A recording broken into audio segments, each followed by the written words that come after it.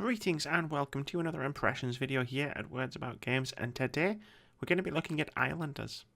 Islanders is a minimalistic strategy game that sits somewhere between being a city builder, a puzzle game, and a zen relaxation tool. Players will start off on an island and slowly build a civilization on it, constantly cycling through buildings in their inventory as they attempt to maximize their score by placing specific buildings nearby one another. Islanders is a civilization building game without most of the mechanics that come along with the genre. In fact, there's actually very little here. Where the city builders are fairly complex, with tons of interconnecting systems that govern how your city takes shape, where you put buildings, how you unlock new stuff, the cost of buying that stuff, and so much more. In Islanders, there are islands and buildings. That's it. Pretty much everything else is jettisoned. A new island is a blank canvas. You choose one of two themed sets, which deposits some buildings in your inventory, and then you place them. There's no cost for doing so. Instead, putting a building down rewards you with points, and where you choose to put a building will determine how many points you get. At first, it's all really simple. Each building has a range. Putting houses within range of a city centre or a mill in range of a field, for example, will net you extra points. Once you've reached an exponentially increasing point target, you're able to select a new set of buildings and add them to your inventory. As you make progress and your settlement expands, you'll need to manage your building placement more and more carefully. Placing certain buildings in proximity to each other will lower the amount of points you get for them. A carnival, for example, will net you more points the more houses are within its range, but will deduct points for any nearby mansions. And since both houses and mansions gain extra points from being near city centres, you'll have to be quite careful where you put the carnival down. Once you've reached a certain point threshold, you'll be able to move on to another, bigger island that lets you create even more elaborate settlements. Failing to meet a target will see you sent back to the beginning to start over. This is very much a game that strips away a lot of the more complex and complicated mechanics of its genre, focusing itself on a single, quite novel mechanic to create a chilled-out experience.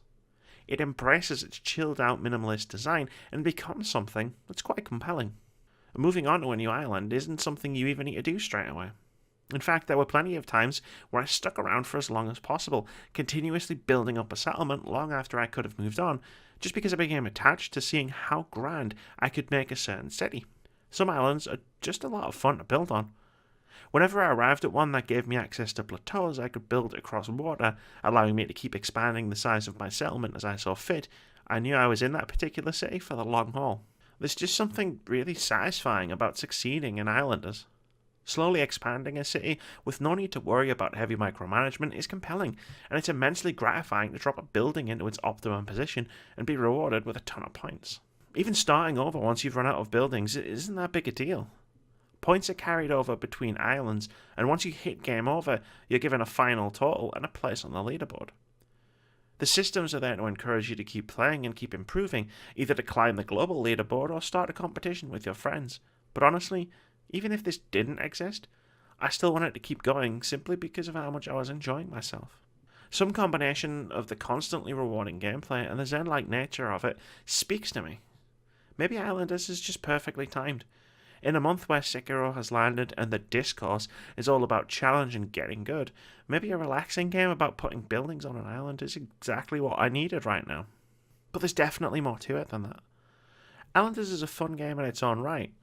It's a game I'm happy to stick on for 20 minutes if I'm just down to unwind a bit after a stressful day, or to sink an hour or two into if I'm looking for something meatier. That it can be both is quite a testament to how well designed its core loop is.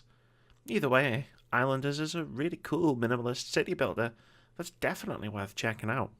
Thank you very much for watching this video. If you've enjoyed it, please leave us a comment, like, or subscribe to the channel if you haven't already. We've got tons of awesome videos coming every week, including review impressions, indie game of the week, debate-driven top 5 lists, video essays, and our weekly podcast where we discuss games, gaming culture, and the games industry. We also stream 3 times a week at twitch.tv/wordsaboutgames. But most importantly, have a fantastic day.